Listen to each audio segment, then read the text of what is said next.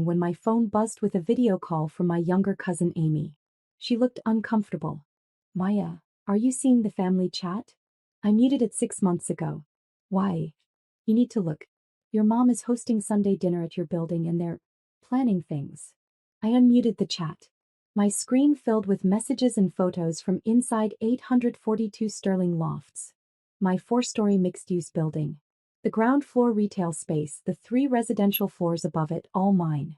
Purchased 2 years ago for $1.8 million through my property development company. Mom, family meeting. We've worked out how to divide the building fairly. Everyone come see your new spaces. Brother Marcus, I'm taking the 3rd floor. Corner unit has the best light for my art studio. Sister Vanessa, 2nd floor is perfect for me and the kids. Close to the street entrance. Mom, your father and I will take the 4th floor penthouse, obviously. Maya can have the ground floor retail space. She works from home anyway, she doesn't need much room. My hands tightened around my phone. I scrolled through more messages.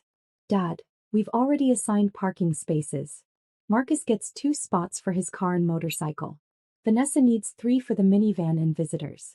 Maya doesn't drive much, so she gets the compact space in back. Aunt Linda.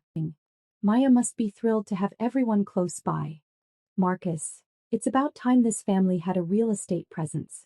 Maya bought it, but it belongs to all of us really. Family assets are family assets. I called my property manager, Devin Wright, and my real estate attorney, James Park. Devin, are my family members currently inside 842 Sterling? Yes. Your mother called yesterday saying she was the building owner and needed access for a family meeting. I told her only you had authorization, but she insisted. She had keys. Keys? From where? She said you gave them to her months ago. I felt my jaw clench. I'd given my mother an emergency key last year when I had surgery. He was supposed to return it. He never did. James, I need you at 842 Sterling immediately. Bring security.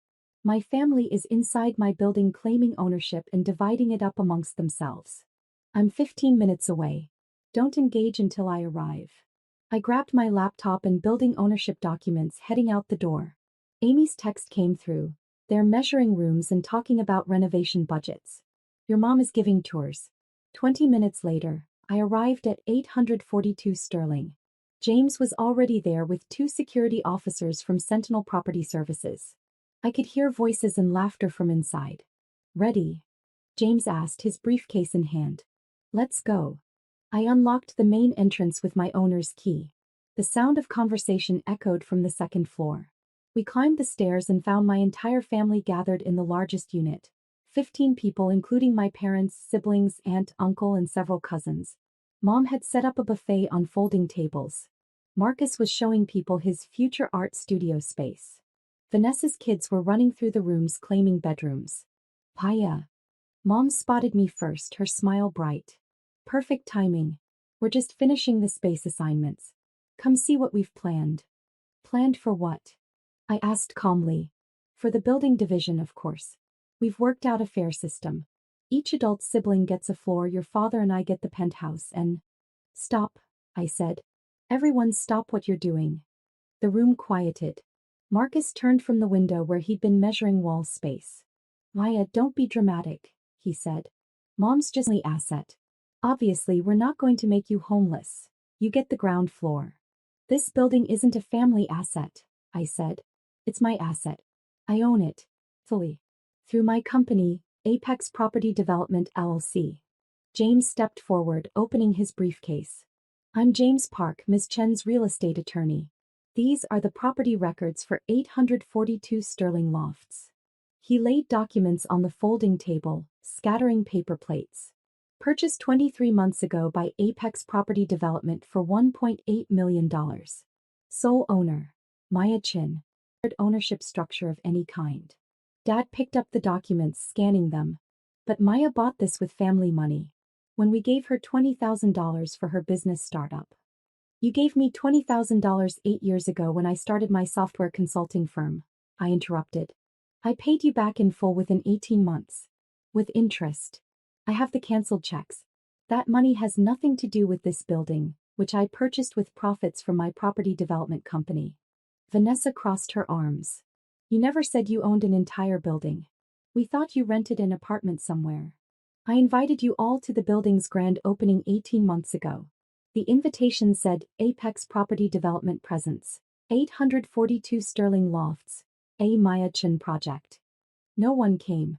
You said you had better things to do than attend my little real estate hobby event. James pulled out more documents. Ms. Chin owns 3 commercial properties and 5 residential buildings in this city. Her real estate portfolio is currently valued at $8.3 million. This building generates $15,000 monthly in rental income from the ground floor retail tenant and 2 of the residential units. Wait, Marcus said slowly. People are renting here? Living here? Yes. The ground floor houses a boutique coffee shop. The second floor northeast unit is rented to a graphic designer. The third floor west unit is leased to a young couple. All legal tenants with signed leases. Mom shook her head. That can't be right. The building was empty when we got here. Because the second floor northwest unit and third floor east unit are between tenants, I said. And the fourth floor penthouse is my personal residence. Where I live. The place you're currently trespassing. Trespassing. Dad's voice rose. We're family. You gave your mother keys. I gave Mom an emergency key last year when I had surgery. For emergencies only. Not for unauthorized entry and certainly not for hosting family dinners where you divide up my property. One of the security officers stepped forward. Ma'am, we're prepared to escort everyone out if needed. Aunt Linda looked uncomfortable. Maybe we should just go. This seems like a misunderstanding. It's not a misunderstanding, Mom said firmly. Maya needs to learn about family. This building is too much for one person. She's being selfish keeping it all to herself when we could all live here together. James's expression hardened. Mrs. Chen, your daughter owns this building outright. She has 3 legal tenants and lives here herself. She has every right to determine who occupies her property.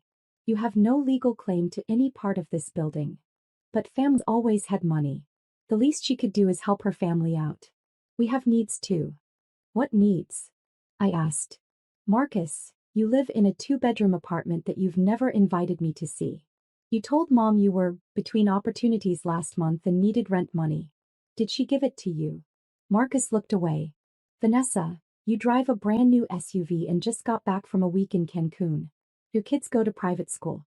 Dad, you play golf 3 times a week at the country club.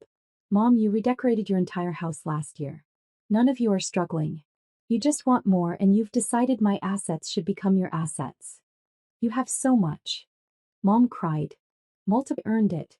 I built my software consulting firm from nothing. I saved every dollar, learned real estate investment, took calculated risks and built a portfolio. I did that alone. None of you helped. Most of you didn't even believe I was capable. I pulled out my phone, opening old messages. Here's the text from 2 years ago when I told you I was buying this building. Marcus wrote, yeah right Maya. You can barely afford rent. Vanessa wrote, stop making up stories for attention. Mom, you wrote, that's nice dear, let us know when you need help with real financial planning. The room was silent now except for Vanessa's kids, who'd stopped running and were watching nervously. James pulled out another document. This is a formal trespass notice. You're all hereby notified that you're on private property without authorization. Security will escort you out immediately. If any of you return without Ms. Chen's explicit written permission, you'll be arrested. You can't be serious, Dad said. We're family. Family doesn't break into each other's buildings and assign themselves apartments, I replied. Family doesn't dismiss each other's accomplishments and then try to claim the results of those accomplishments as their own. Marcus stepped forward angrily. So what, you're just going to kick us all out? Embarrass us in front of everyone. You embarrassed yourselves. You broke into my building through a party, divided up spaces you have no right to, and told the entire family that you own parts of my property. I'm just correcting the record. The security officers began moving people toward the stairs. Aunt Linda gathered her things quickly, avoiding eye contact. Cousins shuffled out, murmuring. Vanessa's kids looked confused as she hurried them along. Mom stopped at the door, tears in her eyes. I can't believe you're doing this. Your own mother. I can't believe you stole my keys, broke into my building and tried to give away my property. Your own daughter. She left without another word. Only Marcus remained, staring at the space he'd claimed as his future art studio. I already posted on Instagram that I was moving into my new loft. Then you should probably post a correction, I said.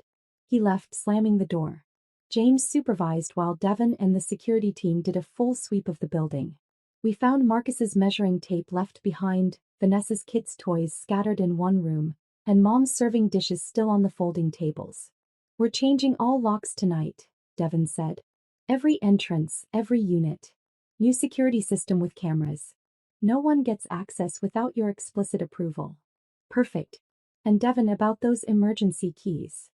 Already noted. No emergency keys to family members. I should have verified her authorization. I'm sorry. It's not your fault. She was convincing. James packed up his documents. Maya, they may try this again. Your mother seemed genuinely convinced she had some claim to the building. Then we'll deal with it. With lawyers and police if necessary. At midnight, the locksmith finished installing new locks and keypads. The security company activated cameras at every entrance. My building was finally secure again. The family group chat exploded the next day.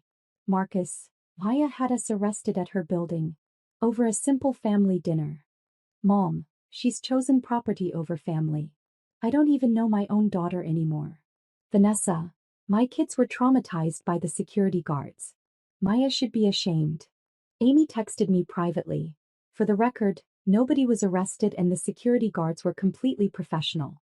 Your family is rewriting history. I muted the chat again. 3 weeks later, Mom tried to use her old key at 842 Sterling. The new security system alerted me and Devon immediately. Police arrived and gave her an official trespass warning. She told relatives I'd called the cops on my own mother over nothing. The coffee shop tenant downstairs sent me a thank you card. We noticed increased security. Really appreciate you taking building safety seriously. My other tenants expressed similar relief.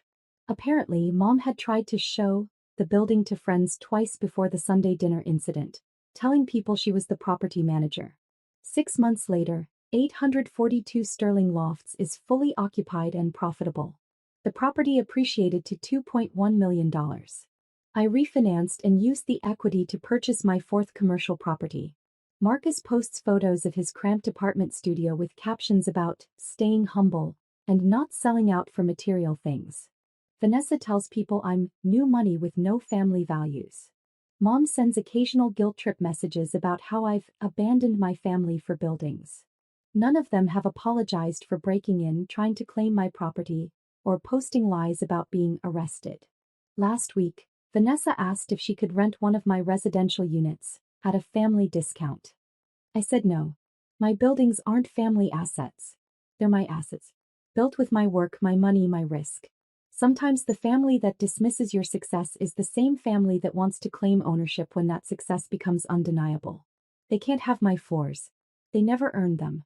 A year after the Sunday dinner incident, I received a certified letter from a law firm I didn't recognize. Inside was a lawsuit filed by my mother and siblings claiming lofts based on verbal family agreements and implied partnership. I forwarded it to James immediately. This is frivolous, he said after reviewing it. They have no documentation, no contracts, no evidence of any agreement. I'll file for dismissal. Will it go to court?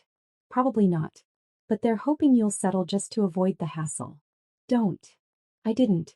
2 months later, a judge dismissed the case entirely, ordering my family to pay my legal fees, $12,000. They were furious. Marcus called me a heartless corporate sellout. Mom sent a long email about how I'd destroyed the family over money.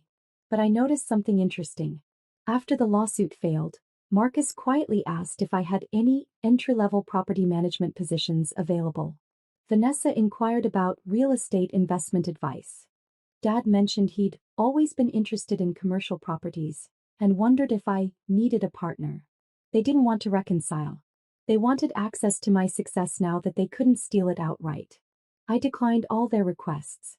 My property portfolio now includes 6 commercial buildings and 8 residential properties across 3 cities. Annual revenue exceeds $2.3 million. I employ a staff of 12, including property managers, maintenance teams, and leasing agents. Last month, I was featured in a local business magazine, Maya Chin, How One Woman Built an Empire from Code to Real Estate.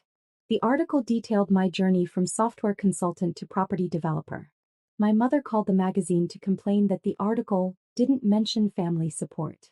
The editor told her they only print verified facts.